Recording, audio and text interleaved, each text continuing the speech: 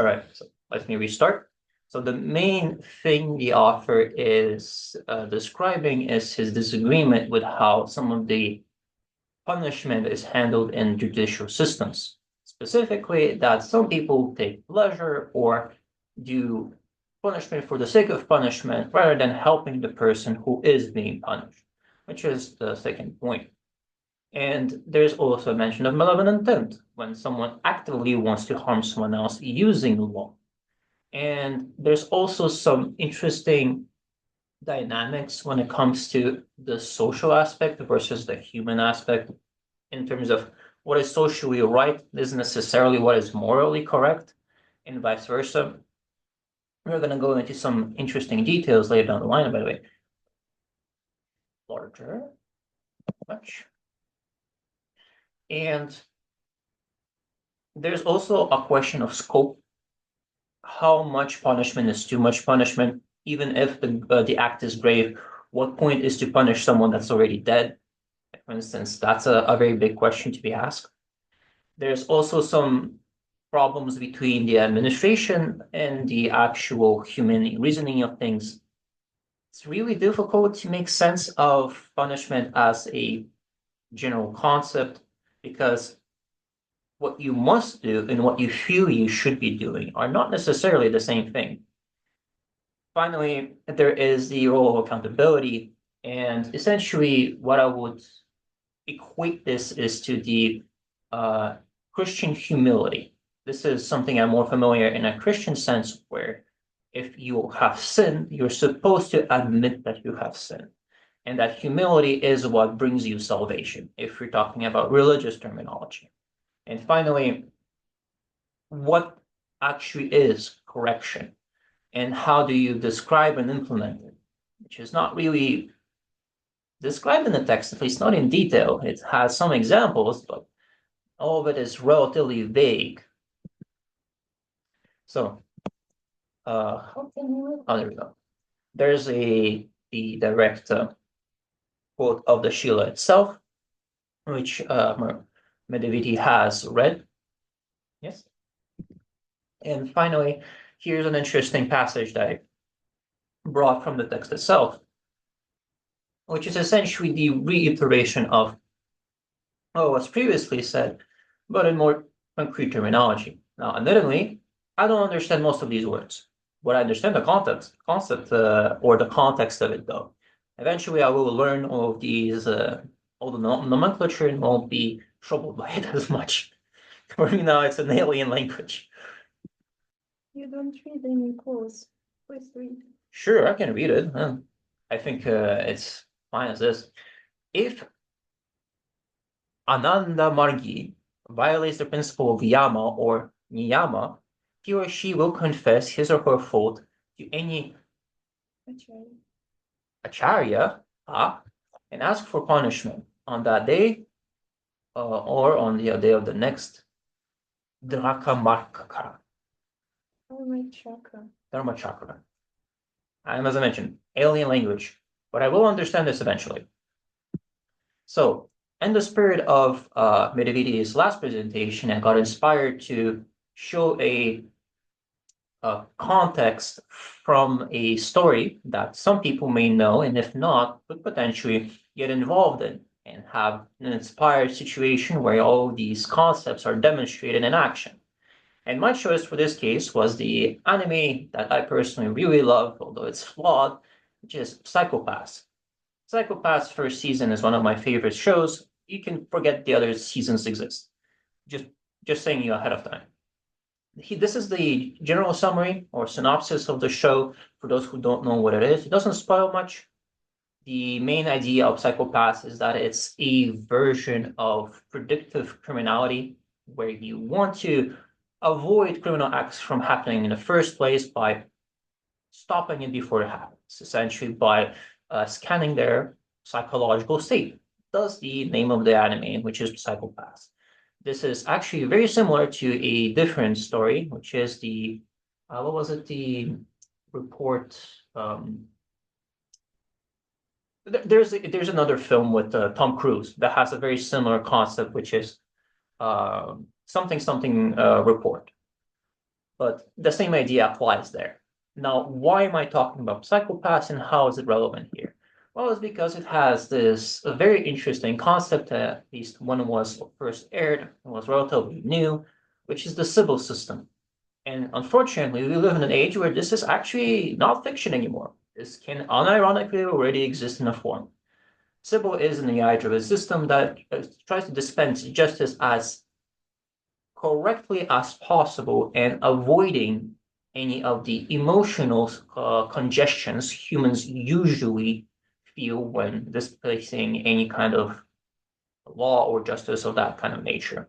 But it's flawed, and the anime explores a lot of these flaws in how, without feelings, without the moral judgment of a human in the scenario where they're handling another human, any system, regardless of how perfect it may be, is going to fail.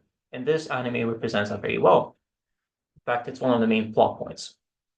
What I will do now is that I will go into the section that probably matters the most here, which is the food for thought. If you think about the Sybil system and how it's implemented in the story, the main point is that defining what is best for a human is very difficult. Not only that, but humans, generally speaking, tend to disagree for the sake of disagreeing. So when you create a system that is nearly perfect, you by definition going to create a scenario where a human will want to prove the system wrong, that it's not perfect, regardless of what the original intentions were. So when you create corrective punishment rather than, for instance, punishment for the sake of law, you are now creating essentially a paradox. If you create punishment to help a person, but that punishment never helps the person because the person refuses to be helped out of the principle that you are punishing them, or that you will represent a higher authority or law system, then you cannot help the person. And no matter what you do, you're going to be committing law or punishment for the sake of law or punishment. So there is no other way you can justify this in front of that person, regardless of their opinion or yours. So that's where the first question comes in, where you can think about it and muse a little bit. Now, another thing that's interesting to think about is how much are you willing to sacrifice in terms of integrity or systematic rule, essentially, for the sake of a well-being of a single person? There are famous examples all around the world where a single person's case resonates across culture and stories, where their specific situation is so absurd and stupid or so absurd and tragic that laws all across the world are changed just because of one person. I can name a few of these cases. For instance, somewhat recently, there has been a hacker that went into the Pentagon, stole a bunch of UFO pictures, and was almost expropriated to the United States for indefinite life sentences and damages that were completely disproportional to what the person actually did. What did the England do? They made it almost, well, not almost, like practically illegal to do that against the will of the government, and that also the law propagated up to the crust of Europe. So now the United States can just take a person that did damage to their property at their will. Good stuff. At one point, is punishment beneficial? Which is comes back to one of the first things that I said. When can you stop punishing someone? And when is it pointless or when is it useful? A good example is, again, in the story that I wanted to mention before. People are punished before they even commit an act of crime. They are in a state of doing something wrong. They don't even realize they're doing something wrong, yet they are immediately sentenced to sentences of death or perpetual imprisonment for the sake of something that they never really did. They could, but they never did.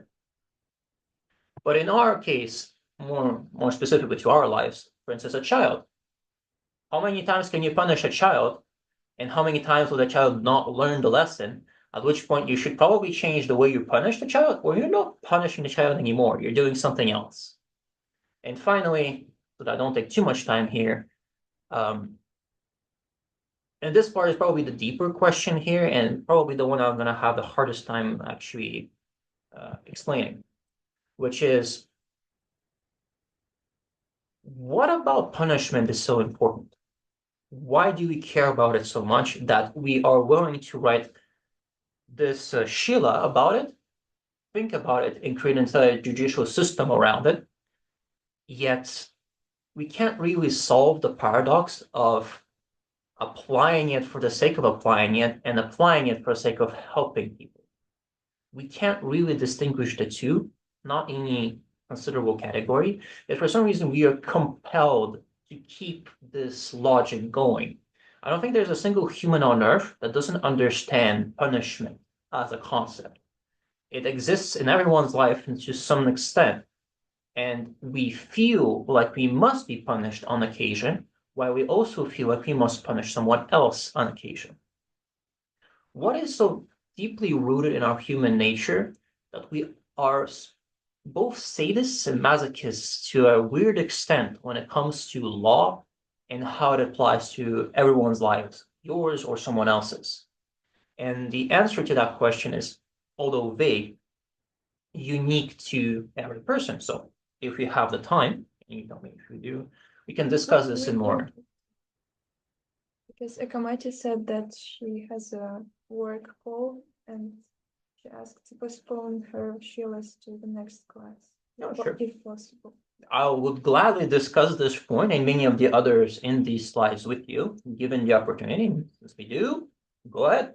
If anyone has thoughts, I'm here to hear them and talk some more.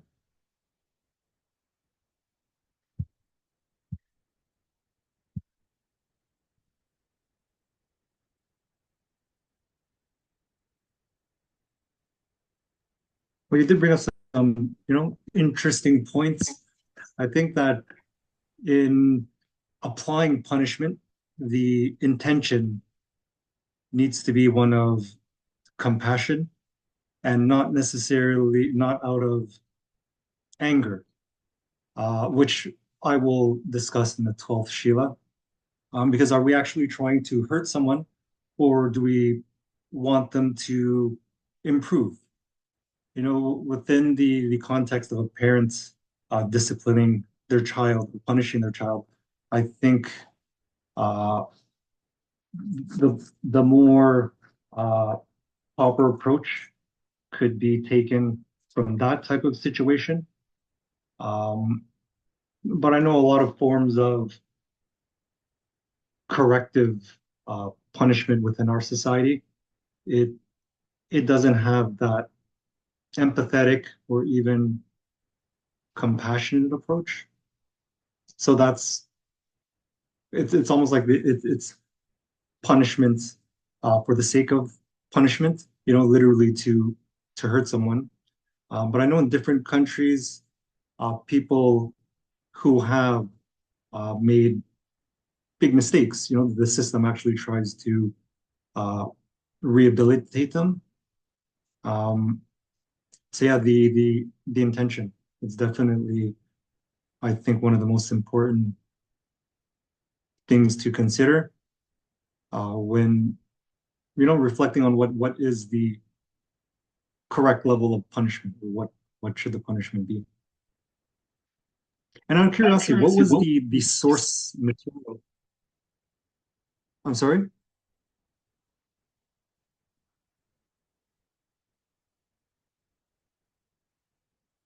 Near. No, Japesh, go ahead. I'll comment later. Okay. I was just curious what the source material is that you created this presentation from. It's from the Great Universe Discourses on Society, Self-Analysis from Anandamarga Charya Part 1 and Part 2. And Anandamarga Philosophy in a Nutshell Part 3. So on the topic of what you said, Japesh, I wanted to add some interesting stuff that I know that are very interesting in this discussion. So in terms of punitive punishment that actually works, or corrective punishment that works. So there's a case for both. corrective punishment that works is actually already an existing feature of, for instance, Sweden. Sweden has a very merciful prison system where the majority of any inmates actually live in relative, if not full comfort, and are expected to be rehabilitated. Majority of prison sentences do not exceed a handful of years, and there is a astonishingly low criminality rate to the point where it's probably the safest place in the entire world, with the exception of a handful of demonic cultists that just don't know what to do with their time. But let's not talk about that. So the point is that their system is renowned to the entire world as to how powerful and effective it is. However, it has been noted that it's effective because it is well funded. It applies to a very special, limited population in a cohesively, culturally cohesive population, which is a very important point. As for effective punitive punishment, it depends on what you describe as effective. The United States is known for its inefficient punitive system. However, in terms of its monetary consistency and revenue, it is one of the most profitable because a lot of the inmates essentially become full-time workers. They are never rehabilitated and they're never given an opportunity to rehabilitate, despite many claims of otherwise opportunities. United States probably has one of the highest rates of reincarceration for released inmates. And the reasons for reincarceration range from being silly, like the person literally preferring to live in a prison than actually in society, to being really sad, where, for instance, when a person is incarcerated, they forever have a criminal tag on their CV and they cannot be hired by most employees or employers. So they literally could not work or feed themselves even if they wanted to. So that's a very good example of that. As for the examples for children, I've done some cognitive psychology before and developmental psychology. So for children, it's very interesting how the dynamic works out. If you want to teach a child to, for instance, understand something, punishment is necessary. And you need to be very strict about it. The intention matters too. As you mentioned, Jepesh, you want to help the person, you want to help the child, and the child will feel, unironically, even if they're not conscious about it, evil or malicious intent. And they will understand fear a lot stronger than any other intention. However, this scars the child permanently, usually, and although provides the results most people look for, which is correction, it creates long-term harm that is difficult to track and see until a critical point of failure in the future. So the way you avoid that situation is that you become more transparent and more childlike yourself, and that you approach the child not as an evil gremlin that destroys things for the sake of destroying, but as a human being who doesn't understand things just yet and cannot control themselves very well. And you provide that love and empathy that, for instance, a lot of you have already discussed at length between each other and society at large. It works very well. But strictness and correctness, where you draw the line strictly and do not allow anyone to cross it, is important. Being too lenient dissolves the point of the punishment and usually reinforces bad behavior, where the child is going to try to be even more cutesy to appeal to your desire to just feel good yourself by doing good unto the child. And that's how you get helicopter parents in the death spiral of gratification and spoilage. Never go that route. That works on pets, that works on humans, that works on children. That's always the case. You need to be fair, not just well-intentioned. You need to be fair and well-intentioned to get most of the results you're looking for.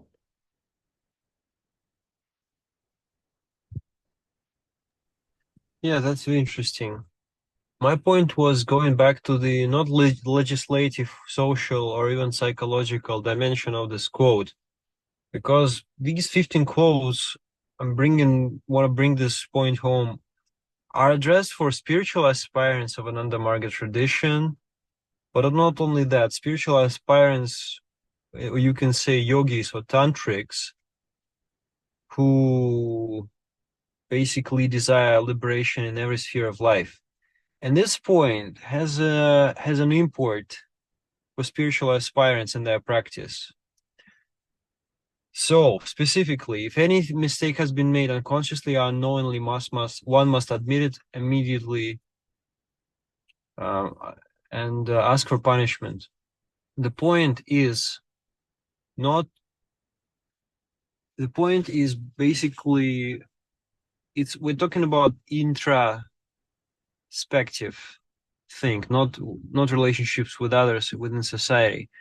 Maybe that includes that, but first and foremost, the idea is whenever you do an action that harms yourself and others, basically retards or stops your spiritual development. So for example, if you do some harm to anybody, and if nobody, like Max said, corrects you, like a parent or anybody else, then you basically have made a distortion to your mind because you've acted against the universal ethical principles. But quite simply, you've created a distortion in your mind, a disturbance in your mind. You've disturbed peace in your mind. So you basically, you've incurred suffering to yourself and somebody else, probably. So what this principle is about, it's about sincerity, honesty, of being conscious, like in the positive way, self-conscious, being able to realize, okay, I've made a mistake, I've made an error, I've done something wrong, and understand, like give yourself empathy in the sense that you understand why you did it. Acknowledge it, admit it, and ask for punishment. So this punishment is for the sake of restoring inner peace. So the punishment is not a masochistic tendency or a sadistic and intention that you want to punish somebody for the sake of just incurring them and basically even making the situation even worse than it already is. But you're trying to restore the peace of the person, and you're trying to bring the balance back and equipoise and equilibrium to their mind. So that's why if you admit it right away, it means that you've lessened the quicker you do it after you've made this distortion in the mind, the quicker you've done a mistake or something wrong, the quicker that you admit it post factum will help you get this balance faster. And the same thing, I think, then we can talk about on the society level, on the family level, if somebody does something wrong. That's why it's so important. I agree with Maxim. Yeah, developmental psychology agrees. You must not be lenient as a person, as a parent. However, you must not be just punitive for the sake of being punitive. Otherwise, it does bring many like long-term problems. And I think it's called inductive reasoning or rational explaining to children what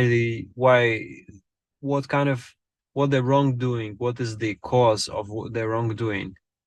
That helps them to develop and internalize discipline. Otherwise, they will basically feel disdain for any sort of external authority, and then they will have self-regulation issues, and self-regulation issues lead directly to high crime rates, to low academic performance, falling out of school, detentions, aggression. All those things basically destroy a child's life. When a child's life is destroyed, then in most cases, there is continuity. When the personality grows in the society, they will have adaptation issues. So it's very important to learn the spiritual practice because you learn to basically correct it within your mind. So meditation is the process of basically correcting of the past wrongdoings, because you become more aware of your actions, and even from the subconscious mind, things may arise, and you may grow greater awareness of what you did. And you basically, and spiritual aspirants through meditation, we learn self-acceptance, self-control, but also very importantly, we learn self-empathy, self-understanding, self-knowledge, and we learn to forgive. Going back to the first Shiila. And same thing goes back to the overall society. That's why we have to start from ourselves. Also, the example of now talking about, in terms of society and legislation, there's a book by Foucault, Michel Foucault. I think it's called Punishment, Authority and Punishment, which talks about the societal importance of this practice, like he describes how in France, people used to witness the guillotine, people being beheaded, and that had a social impact of kind of showing an example. For doing this, that's what happens. It's kind of trying to bring control into the society, trying to bring order out of chaos, and try to enforce these rules. And then this idea progresses to the idea of panopticum. And panopticum is a structure in prison when there is only one. It's like a circular structure where people are incarcerated, and there is only one person witnessing. He's in the middle, the prisoner, and he or she are looking at basically witnessing every prisoner at the same time. And what it does psychologically, prisoner thinks that the person is watching them at the same time, whereas in fact, a prisoner does not necessarily look at them. They cannot supervise all of them. So you can like apply this idea of now there's like guards are now looking at the cameras, what's happening everywhere. So this is the idea of kind of helping people internalize control. And now the example came to my mind about, I'm finishing studies in conflict and peace education and conflict resolution. There are three important points in resolving a conflict, or in other ways, three ways that we can address the issue of reconciliation or peace, achieving peace. The first one is peacekeeping. Peacekeeping is like you could say policing or guards who are basically trying to bring order and control by enforcing the rules. So, for example, if the house is on fire, the specifically trained firefighters will just come and hopefully put it to, extinguish the fire. Or, for example, if somebody starts shooting, God forbid, anywhere in the public space, police will come and put him and neutralize the person. This is peacekeeping. No dialogue, no nothing. No time, because no time, you have to think like this. Stakes are high, and like peace has to be restored, peace has to be kept. However, long term, this is not sufficient. In peace education, they believe so. A more subtle way are needed, like peacemaking. As opposed to peacekeeping, peacemaking is through dialogue. You have to start a dialogue with the person, or through the means of mediation. Try to restore problems, wrongdoings through, the dialogue, through addressing the issues, through going deeper. So it's a deeper process. It's like meditation, but with another person. It's interpersonal meditation, you could say, because you basically go to the cause root. What was the problem? What was the damage? How can it be restored? So it's kind of going towards restorative justice. There is this idea of restorative justice. And when these initiatives are held systematically, when they're incorporated in the systems like family, like schools, higher education, we call this peace building. So peace building is systematic approach where we incorporate, and all of these three aspects are very important and they play their own roles. So what I think what Ananda Marga is striving is basically focusing on the intra-personal peace. So one synonym of God, the supreme consciousness, is para shanti, or supreme peace. And and this is a very important value in Ananda Marga culture. We cultivate it. We want to achieve that. We want to merge with that supreme entity. So basically, this is the means of meditation. And this is the importance of this principle. the shorter is the distance between our recognition of what we've done wrong and our correction, the better it will be for our development. Because otherwise, if we don't recognize the wrong, if you don't recognize the wrongdoing, it can drag and drag and drag and drag. And using the same metaphor as in the bank, if you take a loan, if you don't bring it back, there is percent. So with time, there is percent. Chepesh can describe how the system works better. So it does not accumulate. So the samskaras or reaction in a potential form from your own doing does not accumulate. It's very important to extinguish it right away as soon as possible. And that's why meditation is important. That's why this principle is important. So by admitting the wrong, we can do it. And if we've done the wrong in the society, in the context of society, for example, parents, for example, relationships, we can say, you know, I've messed up like this, like this, like this. I accept my wrong. You give me punishment. How can I restore it? So it's about restoration of the relationships. Otherwise, we can go and go and go, dragging all of those guilt and hurt for years. Like cultures do that, countries do that. And these samskaras accumulate. And that's why relationships go sour. And that's why all of this basically goes wrong. So that's why the first Can principle. I stop you here? Yeah. Yeah, you're just monologuing for a little bit longer than I expected. Right.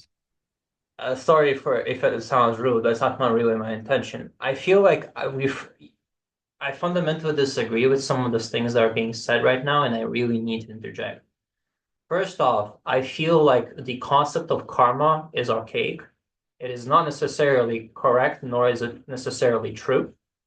This is what essentially you've been talking about the idea of the equivalent exchange, which most people prefer as a logic of use and like morality, because we exchanged a cow for pots for centuries before we invented money.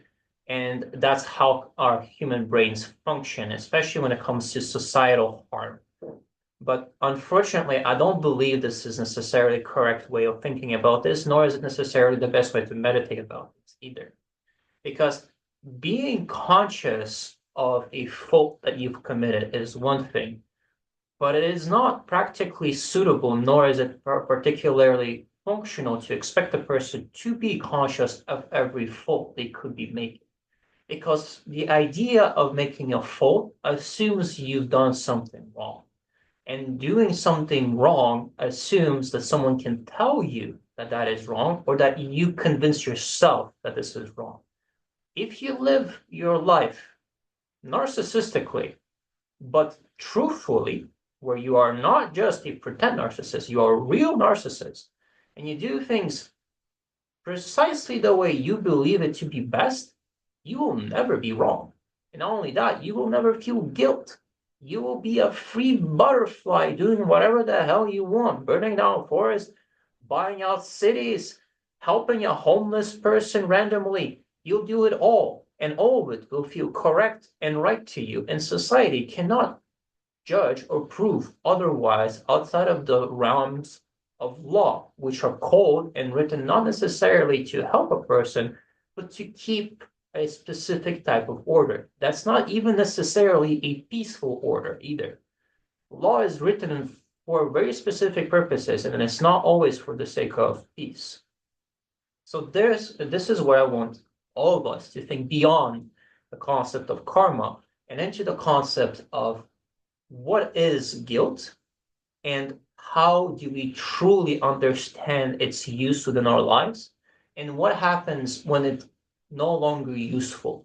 How can we exist in a world where guilt is no longer necessary, where punishment is no longer necessary because you do exactly what you feel is right, and not only that, you feel what is right in the context of a universal concept of right, not just your personal egoistic version like narcissists, and that fuels your spiritual progression through the world rather than trying to understand the small details of what this specific thing was wrong about or what this specific thing was not correct about. For instance, I crushed a bug yesterday. I could feel really, really guilty about it. Like it's the worst thing I've ever done.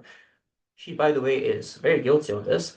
But on the other hand, I can also just accept it as a thing that happens regularly and just be better for it. Not accept the guilt, but just change the context of the scenario and the situation about how things should be going forward.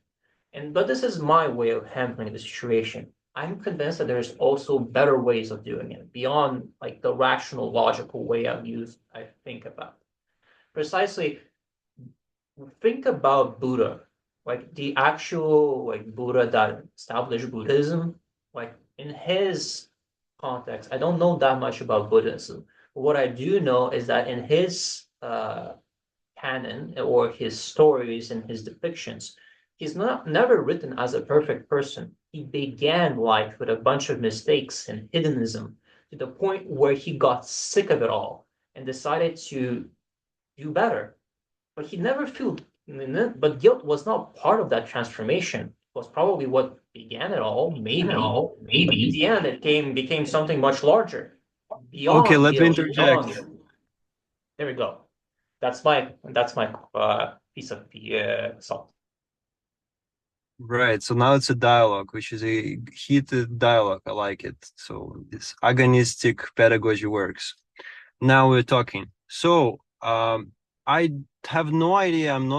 I like, it seems that you're concerned about the concepts of guilt, and I have no clue whether Buddha felt guilt or not. I'm pretty sure he did. It seems that you're saying that he did not feel it. I'm pretty sure he was a human being, and historical Buddha, not like the divine teacher, must have experienced it, as guilt is like one of the, I mean, core feelings, emotions that Yeah, let me feelings. correct myself. I misspoke there. I wanted to say that he felt guilt initially, probably, but the way he enlightened himself, like any other major religious figure, went beyond the concept of guilt when he did good for the sake of doing good and not because you were forced to accept a punishment per se.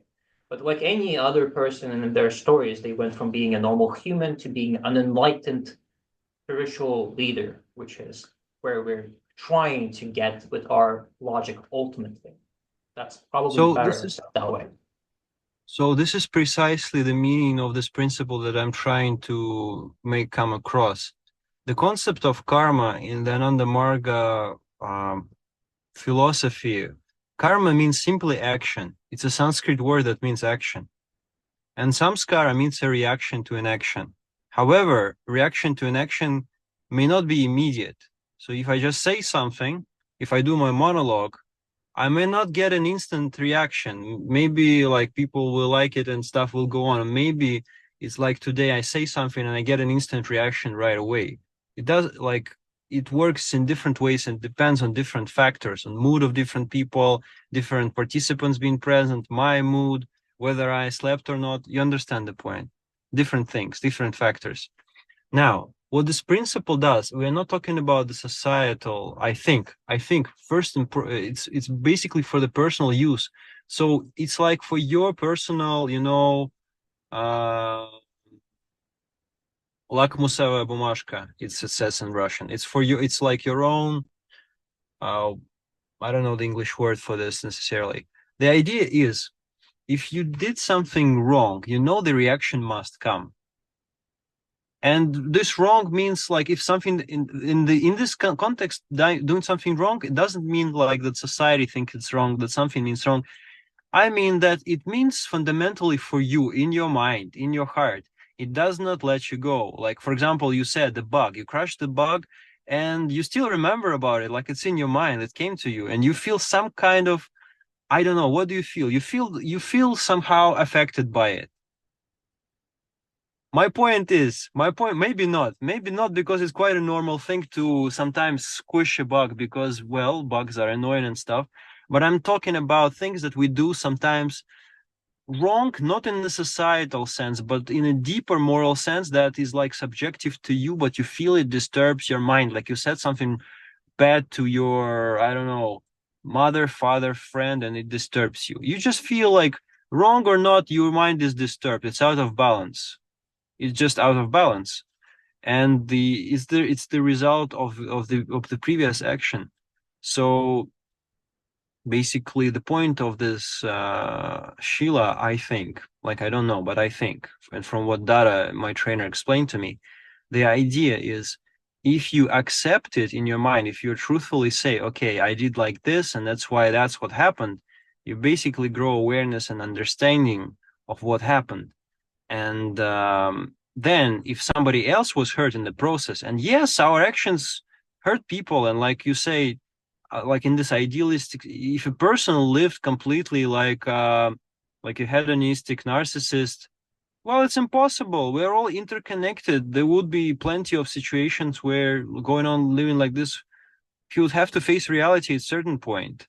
He'd have to get a reaction. He'd have to reconsider. He'd have to accommodate his thinking because, yeah, I mean, it happens. I cannot imagine that the person goes throughout his life with his views being unchallenged to more or less a degree. This is what at least Piaget's cognitive development theory is based on. And Have you ever conflict is spoken to a diagnosed narcissist before? You'll be surprised how easy it is for them to deflect any blame onto the world around them and never admit themselves being wrong. sure, sure. You're right. You're right. They are more, I mean, there are more like abnormal psychological cases. And it's not like, I mean, in our like bipolar and stuff or But narcissistic. we're Of course, also people guilty of it too. We a narcissist is an extreme example for the sake of being an example, but we're guilty of this regularly. Like, I'm pretty sure on occasion when you got blamed for something you did, especially in a romantic scenario when there is no right or wrong, there's just you and another person. I don't think you're right. gonna always agree or disagree. You're going to sometimes deflect the blame. Sometimes you can adapt your own consciousness to the situation. Sometimes your rules are broken and you feel like you've been wrong instead of the other person. But even though it's supposed to be a symbiotic relationship, the point is I get what you're saying, Nirmal. I agree with it on a fundamental level. What I don't agree with is the wording of it and the implications that is written in the text, as well as a lot of the words you choose to use. But that's maybe just English and like this Zoom thing. But overall, I understand the concept. I just think that all of it can be formulated way better to demonstrate that we are talking about an internal sense of justice that's directed by spirituality rather than an objective concept of rule or an objective concept of society like this text does. This is one of the things that I Okay. really dislike about Bibles and like general like scripts in general because they're boiled down to rules and rules are unfeeling, dead things that don't apply to lives in most cases. Yeah, I know I think I understand where you're coming from and what you're saying. I agree with that, and I didn't use a suitable example for it. Well, I think I was gonna say usually when I think about this principle, you could think about Crime and Punishment by Dostoevsky. So the guy thinks, okay, I'm gonna kill this woman because and she starts to rationalize, because she's bad, she stripes other people of money, and by the way, I'm great. By the way, I'm great. I'm like Napoleon, and I'm just gonna kill her, and and it's just gonna pass. Nothing's gonna happen.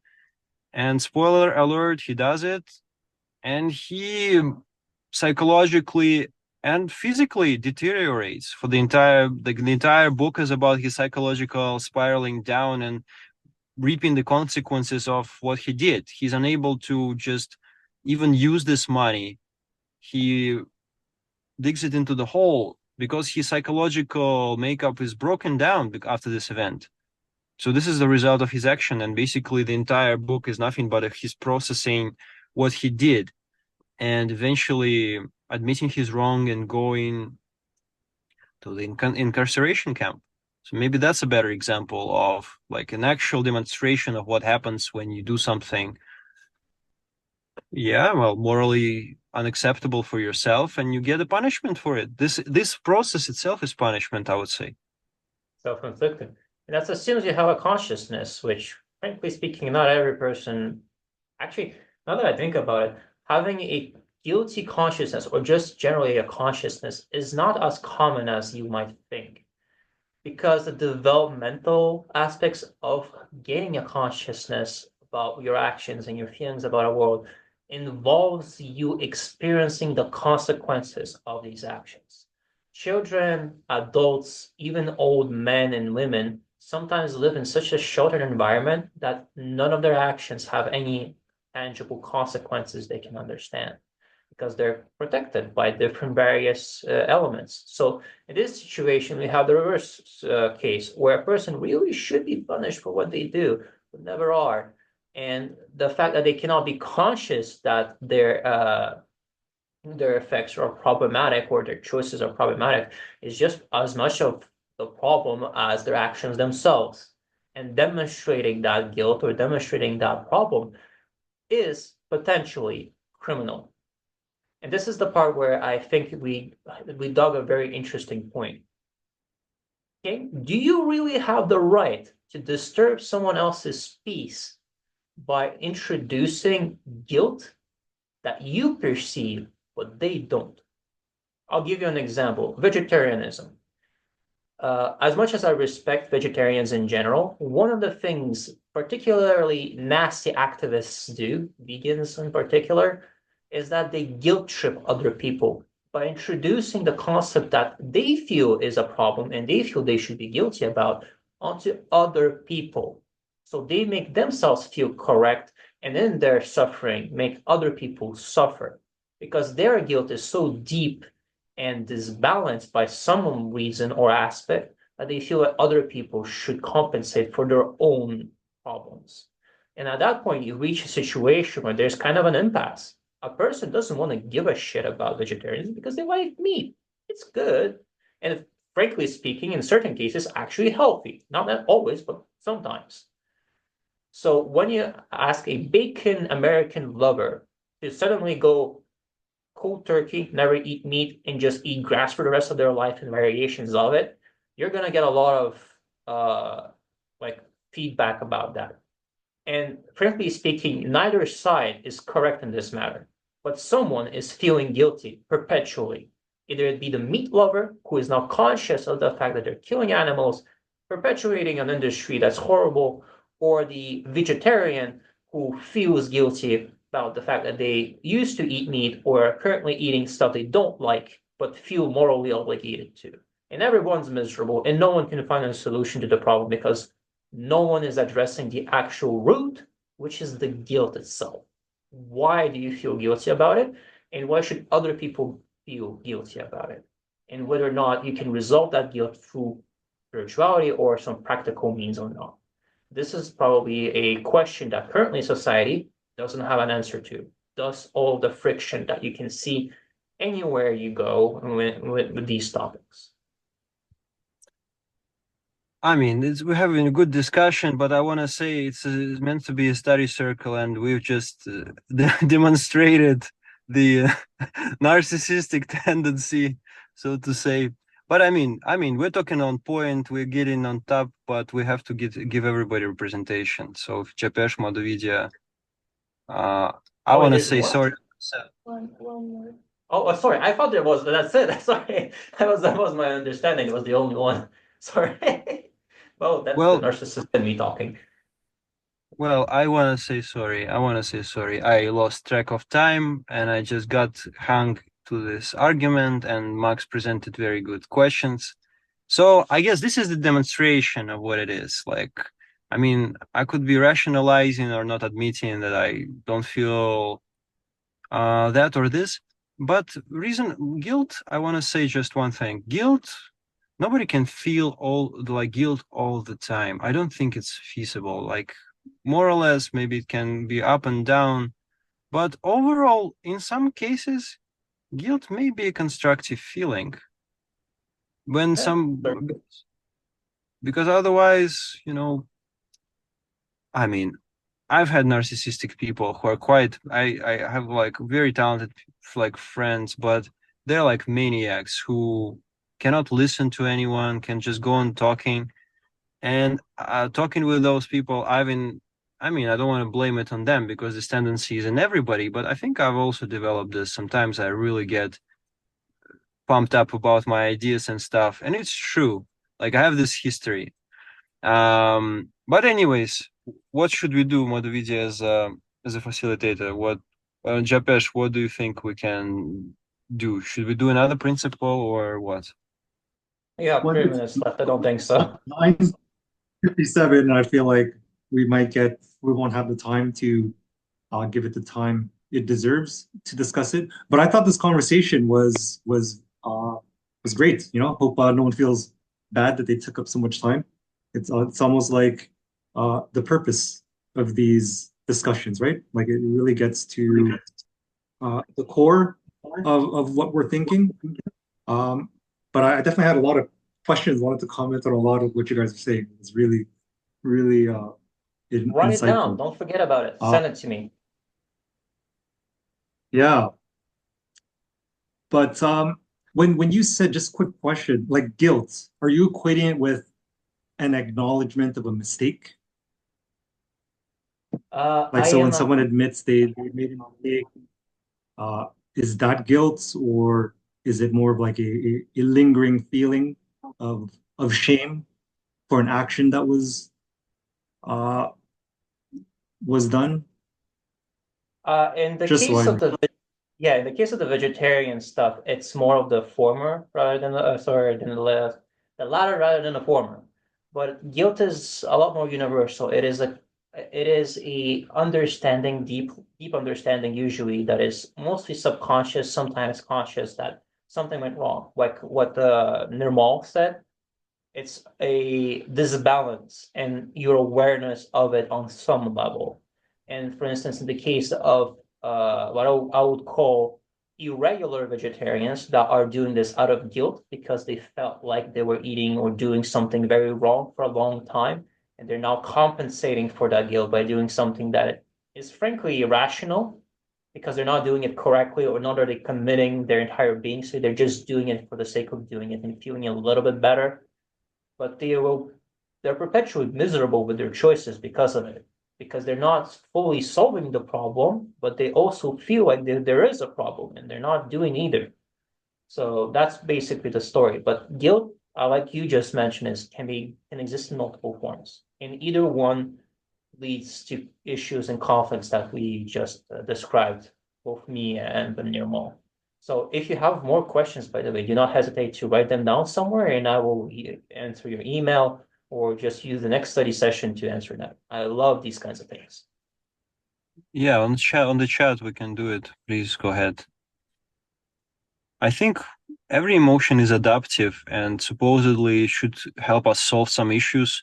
And I can only subjectively like think that guilt, like in the case of, crime and punishment of the main character, yeah, guilt is important because it creates enough conflict and pressure for you, not for you, I mean, for him, for example, in that case, to reconsider his actions. And in Christian, we can say way to repent, or in Buddhist paradigm also to recognize the wrongdoings and say, okay, to get this insight, vipassana, it means to get the insight of realization. Oh, now I understand. Actually, that's why I'm feeling like this, because I actually did something crappy. The question is, yes, some individuals don't feel it, and that's the problem. Like, there are some set, and that's the problem for society. If you don't feel guilty for just kind of, if you're just like manic, well, that's a whole different story. We're getting into the domain of abnormal psychology here. Anyways, Maluizia, what do you want to contribute? Do you want to conclude? What do you want to do? Or Japesh, do you have any more questions, comments? I mean, about this topic, yes. But prior to the whole discussion, I did have a very simple question from the Sheila. Um, so we realized we made a mistake and we asked for punishment. Who do we ask for punishment? So let's say me as a spiritual aspirant, my purpose in life is, let's say, to grow spiritually, because I know everybody has um, different intentions, different ideas on what is the reason for my life, what is the purpose of my life, and I think sort of your decisions on what is right, what is wrong, will be within that context. So let's say from my perspective, or even from a spiritual aspirant, I realize I made a mistake on that level. Let's say that hinders my spiritual development. Who do I ask for punishment? What do you think? I have three answers. What do you think, Jepesh? I have a question for you. What do you think? Yeah, first, I you mean, answer. what I've been doing, it's more it's an internal seeking, asking, I guess, that higher consciousness and not necessarily a person.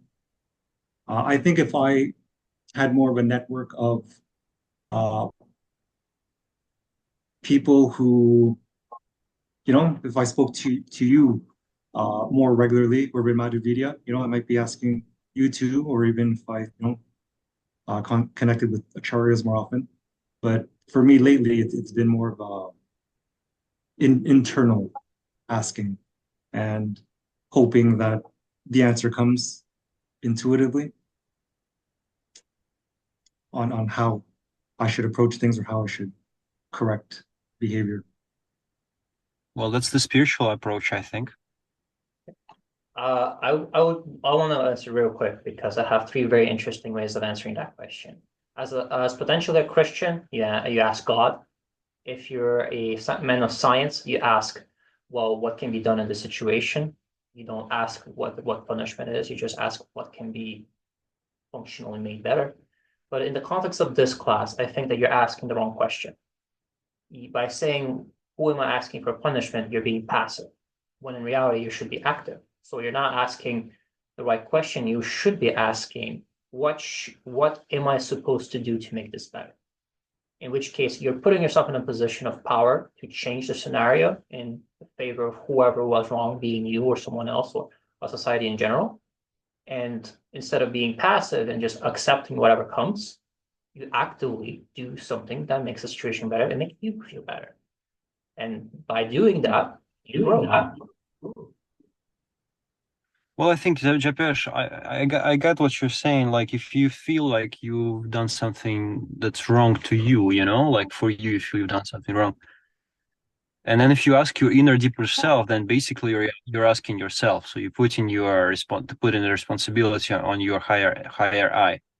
So that is something internal, which is good, which is proactive to me versus asking for somebody on the outside, which is also in some difficult situation is fine. For example, well, I shouldn't be really talking about it in this class because it's my personal case and it's quite delicate. But anyways, heck with it. I'm not gonna go into details and yeah.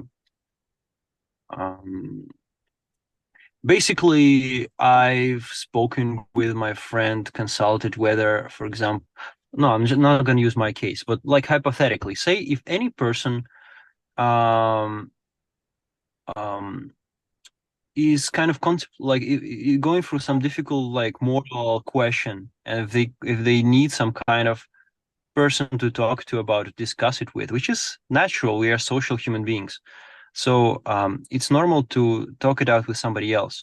For example, if I am thinking of going to the country where I don't politically agree with the government, with their actions and stuff, but I am offered to go. So I'm now choosing between going, but kind of going against my ideology, my morals, or not going. I can talk to a person who is more or less, who is meditating, who is listening to themselves, who is relying on them, on their higher selves, who cultivate these moral principles. I can talk with them and pretty much trust their judgment. Not necessarily more than myself, but just to get this perspective to help myself construct my own in a better way. So that's what I mean. But this specific Shiila, I think it's pretty simple. We've made this whole entire very big deal out of this, but it's Oh, just I'll do this to make. again. I'll be a serial criminal here. uh, but yeah, we really should be. I think it's like past that. And I'm pretty sure she wants to go to sleep at this point. Yeah, same. All right, then. I guess we should be ending it here. Do whatever it is that you do when you finish things. Okay, Madhuvidya, yeah, please give your understanding or feedback about this? We haven't heard you. We have 6 more Sheilas, and I think we should divide them for 2 classes. Can we do more? Like one Shiila per class? Shit. Well, I mean, yeah, go It's ahead. gonna be a very long course. I think it's worth to actually talk about things and not just present and move on. Well, don't know, I do you- agree. This is the very, you can say, American critical pedagogy kind of approach, completely in something not what they do, even with meditation steps, I think, in Russian speaking time, because it seems that they really, their stress is really on the presentation delivery versus like this really discussions. But I see that in the Charya's chats, more and more critical dialogue is taking place, and lots of constructive conflicts are taking place. And I think this is a good sign because you are really growing. But at the same time, I want to say we have to be on time, we have to be respectful, and we have to give each presenter equal time. So I consider myself guilty today, and you can send me, you can suggest a correction for me. Next time you're gonna talk for exactly 5 minutes. And that law applies to me as well. Exactly Okay, very good. 5 minutes. We've taken our how do you say, askeza or punishment, and it's good. I think so. Let's So the do next session, 3 Sheilas for the next one. No? okay, and 6? who is gonna do what? Which? We already took No, 3 is them. fine. It's gonna be a Kamati for the 2, and then Jepesh for the 3rd. Okay, very good. Thank you, guys. Thank you too. Yeah, Goodbye. thank you too. Very interesting. This was Namaskar. extremely entertaining. Namaskar.